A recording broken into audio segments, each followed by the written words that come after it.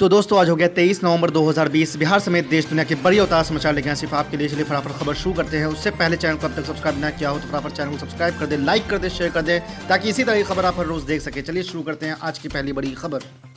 बिहार चुनाव के साथ साथ तमाम राज्य के उपचुनाव में कड़ी शिकस्त के बाद कांग्रेस में अंतर्कलह अब खुलकर सामने आ गया है। पार्टी के वरिष्ठ नेता गुलाम नबी आजाद ने रविवार को कहा कि पिछले 72 सालों में कांग्रेस सबसे निचले पायदान पर है। यहां तक कि कांग्रेस के पिछले 2 कार्यकाल के दौरान लोकसभा में विपक्ष के नेता का पद भी नहीं है। गुलाम नबी आजाद ने कहा कि कांग्रेस ने लद्दाख में हिल काउंसिल चुनाव में 9 सीटें जीती है, जबकि हम इस तरह के सकारात्मक परिणाम की उम्मीद नहीं कर रहे थे। आपको बता दें कि पार्टी की स्थितियों पर न्यूज़ एजेंसी ANI से चर्चा करते हुए गुलाम नबी आज़ाद ने कहा कि जब तक हम हर स्तर पर अपने कामकाज के तरीकों को नहीं बदलेंगे, चीज़ें नहीं बदलेगी। नेतृत्व के पार्टी कार्यकर्ताओं को एक प्रोग्राम देने और पदों के लिए चुनाव कराने की आवश्यकता है।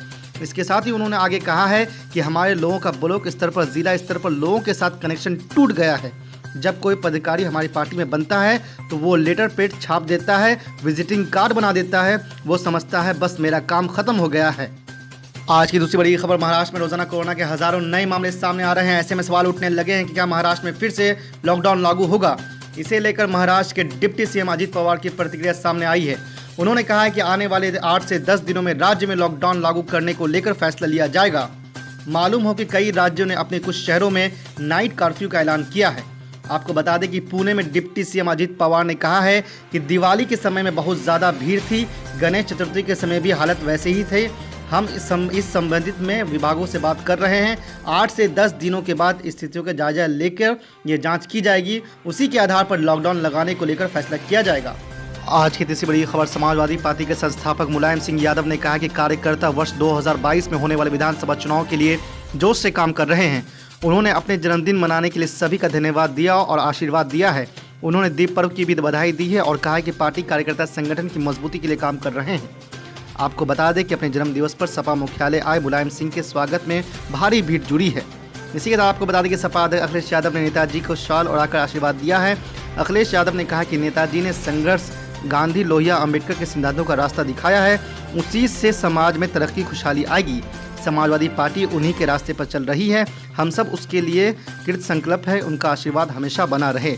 उन्होंने कहा कि हमें समझदारी से अपनी जिम्मेदारी निभानी होगी। हम सभी कार्यकर्ता हैं, हमें एकजुटता से काम करना होगा, समाजवाद के सपनों को पूरा करना होगा। आज की चौथी बड़ी खबर। केंद्रीय गृह राज्य मंत्री नित्यानंद राय ने कहा है कि बिहार चुनाव में महागठबंधन की हार के बाद कांग्रेस ने अलगाववादी ताकतों का रुख कर लिया है। भाजपा कार्यालय के अटल सभागार में पत्रकारों से बातचीत में उन्होंने कहा कि कश्मीर में कांग्रेस गुपकार संगठन की साजिश का हिस्सा है।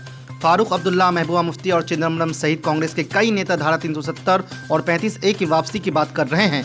नित्यानंद राय ने कहा कि कश्मीर के जिन गलियों में खून के निशान थे वहां अब विकास और सौंदर्य की खुशबू है। कहा कि कश्मीर की डिस्ट्रिक्ट डेवलपमेंट काउंसिल का चुनाव कांग्रेस के ताबूत में आखिरी किल साबित होगा। आज की पांचवी बड़ी खबर। भ्रष्टाचार के आरोप में घिरे डॉक्टर मेवालाल चौधरी को शिक्षा मंत्री के पद से त्याग पत्र देना पड़ा। इसके बाद प्रदेश में JDU के कार्यकारी अध्यक्ष अशोक चौधरी को शिक्षा मंत्री का प्रभार दिया गया था, लेकिन अब वो भी विवादों में घिरते नजर आ रहे हैं। दरअसल इस बार आरोप सीधे उन पर नहीं, लेकिन उनकी पत्नी के भ्रष्टाचार के आरोपों से जुड़े मामले को लेकर विरोधी दल के नेता तेजस्वी यादव ने सोशल मीडिया का सहारा लेकर अशोक चौधरी को निशाना बनाया और उनकी राजनीतिक सुचिता के दावे पर सवाल उठाए हैं। आज की छठी बड़ी खबर। लव जिहाद के मुद्दे पर इन दिनों देश में बहस छिड़ी हुई है। कई राज्य लव जिहाद के खिलाफ कानून बनाने पर भी काम कर रहे हैं। ऐसे में कुछ दल BJP का विरोध कर रहे हैं। आपको बता दें कि AIMM के प्रमुख असदुद्दीन ओवैसी ने रविवार को इस मसले पर बोलते हुए BJP पर आरोप लगाए हैं। उन्होंने कहा कि ये स्पेशल मैरिज एक्ट के अनुच्छेद 14 और 21 का उल्लंघन होगा। उन्हें संविधान का अध्ययन करना चाहिए। नफरत का ऐसा प्रचार काम नहीं करेगा। BJP बेरोजगारी का शिकार हुए युवाओं को भ्रमित करने का ड्रामा कर रही है। खाली लव को फैलाइए, लव फैलाइए, बस लव फैलाइए, हेटर खत्म करिए। कितना हेटरेट करेंगे। अरे ये एक अजीब बात है कि लव भी होगा और जिहाद भी होगा। ये कैसा होगा भैया। हाँ, मोहब्बत की जिहाद अगर करना है तो मोहब्बत फैलाने का जिहाद हम कर सकते हैं। मोहब्बत फैलाइए, लव फैलाइए। कितना गर्मी पैदा करेंगे, कितना जहर फैलाएंगे। बस करिए ना, दिलों को जोड़ने का काम करिए मोदी जी। UAPA के लिए मैं 2008 या 9 में जब चिदम्बरम साहब होम मिनिस्टर थे, जब उसका अमेंडमेंट लाया गया, मैंने पार्लियामेंट में उसका अपोज किया था। 2019 में प्रेसिडेंट होम मिनिस्टर जनाब अमित शाह उसका अमेंडमेंट लाए, मैंने उस वक्त भी अपोज किया। तो यूएपीए एक ड्रैकोनियन कानून है और इसकी जिम्मेदारी कांग्रेस और बीजेपी पर आयद होती है। दुनिया में कोई भी ऐसा देश नहीं है जहां पर कोई कानून में 120 दिन का डिटेंशन होता है। चाहे यूएस का पेट्रियट एक्ट ले लीजिए या यूके ले लीजिए या रशिया ले लीजिए, 120 दिन का। और वो जो अमेंडमेंट्स कांग्रेस ने किए और बीजेपी ने किए, मेरी राय में वो अनकॉन्स्टिट्यूशनल हैं, वो राइट टू इक्वालिटी के प्रिंसिपल्स के खिलाफ हैं। इसीलिए हमने कहा कि मैं शुरू से यूएपीए का खिलाफ रहा हूं और उसकी मुखालिफत की वजह यह है कि ये कानून को हमेशा, चाहे कांग्रेस हो या बीजेपी हो, माइनॉरिटीज़, दलित्स, ट्राइबल्स और जो किसी सरकार के खिलाफ होता है उनके खिलाफ इस्तेमाल होता है। चौथी बात यह है कि मेरे पास एम्पिरिकल एविडेंस है कि जिस किसी पर यूएपीए लगाया गया उसमें 70% से ज़्यादा लोग एक्सोनरेट हो जाते, मगर 5-5 साल, 6-6 साल उनको जेल में सड़ना पड़ता है। ये इसकी हकीकत है। रहा सवाल रेडिकलाइजेशन का, तो हम ये पूछना चाह रहे हैं कि बीजेपी पार्टी में खुद ऐसे 2 सांसद बैठे हैं जिन्होंने गोडसे को बड़ा देशभक्त कहा। अब ये रेडिकलाइजेशन है या नहीं है, बीजेपी बता दे। बीजेपी में एक मंत्री हैं जो अब मंत्री थे, अब एमपी हैं, जिन्होंने इखलाक के मारने वालों पर जो एक्यूज थे उनकी जनाजे पर फूलमाला चलाई। ये रेडिकलाइजेशन है, नहीं बताइए। तीसरा, बीजेपी में आज भी एक सांसद हैं झारखंड के जो अलीमुद्दीन को मारने वालों को, जो कोर्ट ने उनको कन्विक्ट किया था, वो जब बेल पर निकल के रहा हाई कोर्ट से, तो उनका फूल माला से इस्तकबाल किया। ये रेडिकलाइजेशन है, नहीं बताइए। बीजेपी हमको ये भी बता दे कि दिल्ली में जो फसादात हुए, एक मस्जिद के ऊपर चढ़कर मस्जिद के गुंबद के ऊपर जब ये झंडा लगाया गया था, वो रेडिकलाइजेशन है या नहीं है।